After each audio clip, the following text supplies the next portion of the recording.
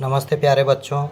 आज मैं class 10th subject science का पेपर आप लोगों को समझाऊंगा, जो कि आज 27 फरवरी 2026 का ये पेपर है ना। ये मुख्य परीक्षा का पेपर है, जिसको हम देखेंगे। हाई स्कूल एग्जामिनेशन दिया हुआ है, उसमें कोड नंबर भी दिए हैं और सेट नंबर भी है ना। जैसे कि सभी में सामान्यतः निर्देश होते हैं, वही इसमें निर्देश दिए हैं और इंग्लिश में दोनों वर्ज़न में है। ये देखिए, ये हिंदी वर्ज़न, ये इंग्लिश वर्ज़न। तो हम चलते हैं पेपर की ओर।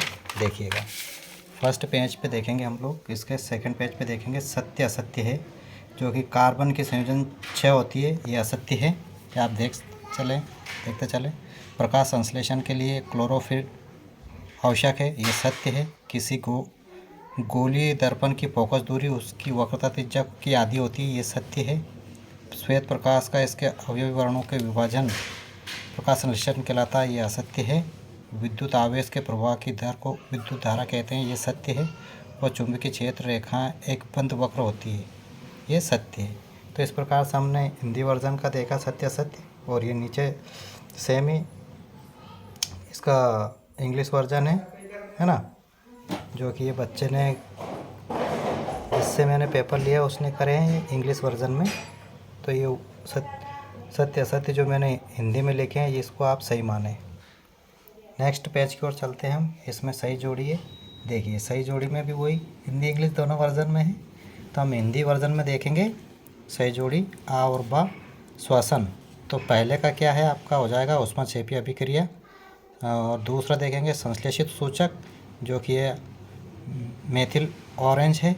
और सर्वाधिक तन्य धातु तीसरे का आप देख सकते हैं, इसमें गोल्ड है।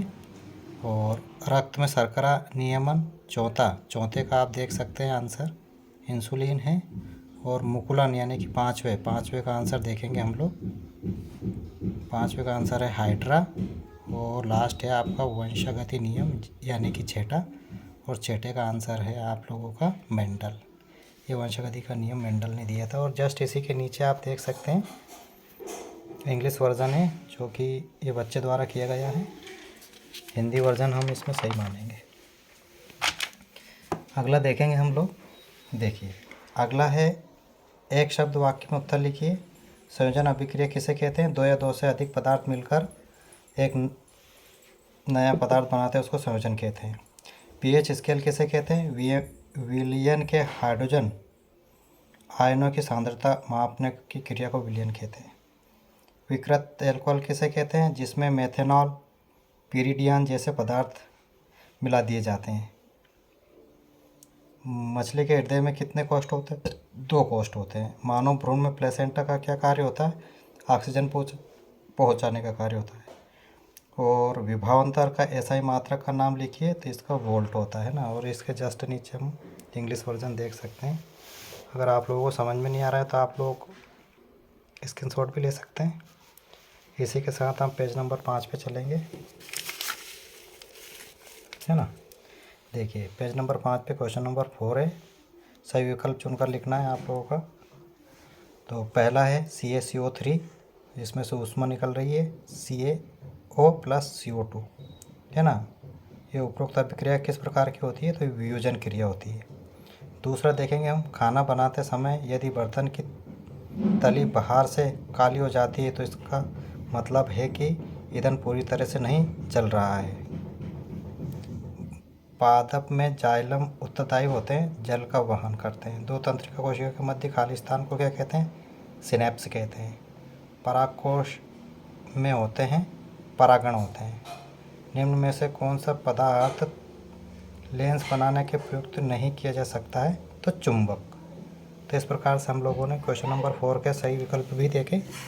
अब हम अगले पेज की ओर चलते हैं, जो कि इसमें इंग्लिश वर्जन है, ये आप लोग देख सकते हैं। और फिर पेज नंबर हम 7 पे चलेंगे। इसमें क्वेश्चन नंबर 5 है, रिक्त स्थानों की पूर्ति कीजिए।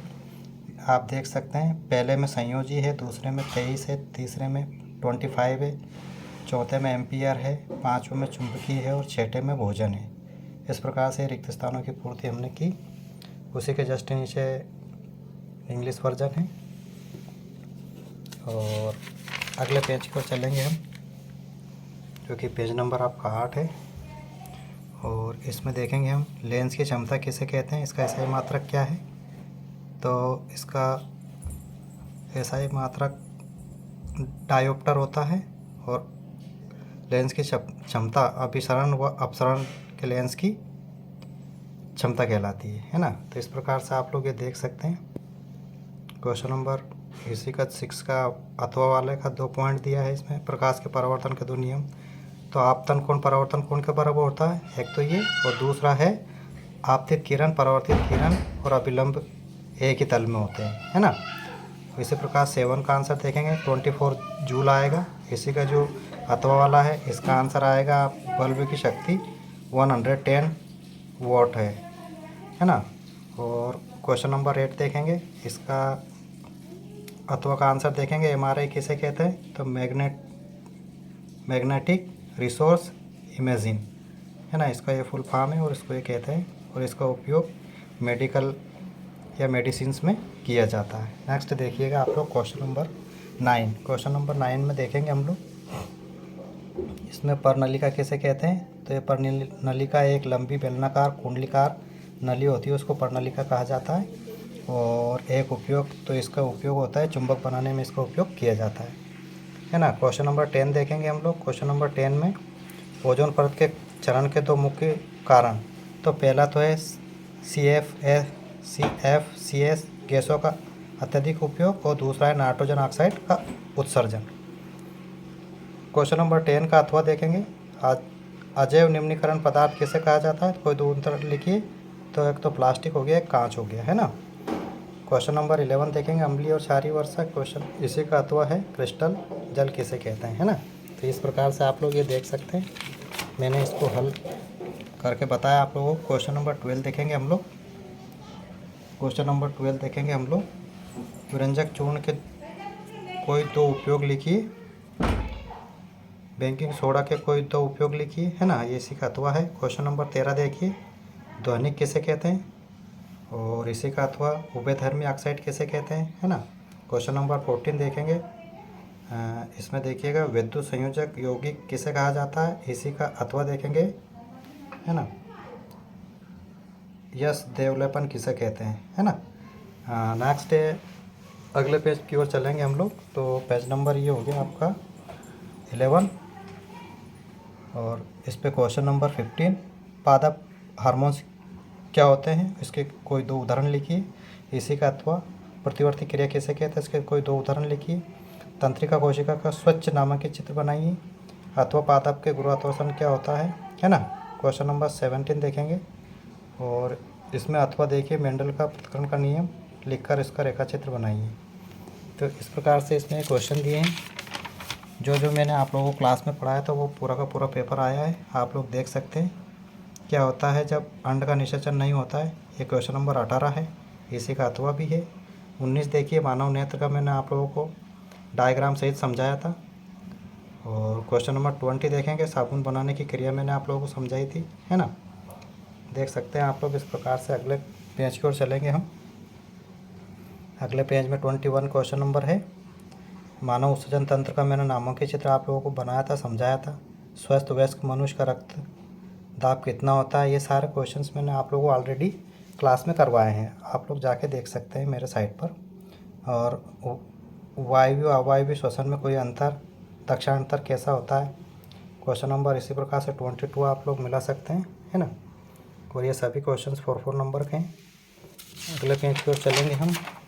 इसमें क्वेश्चन नंबर 22 का अथवा है और फिर 23 देखिए, ये समीकरण वाला क्वेश्चन है, ये भी मैंने आप लोगों को समझाया था। इसी प्रकार से इसका अथवा देखेंगे इधर, तो ये भी पूरा समीकरण वाला क्वेश्चन है। तो इस प्रकार से हम लोगों ने पूरा पेपर देखा हल सहित, या इसका लास्ट पेज है ना।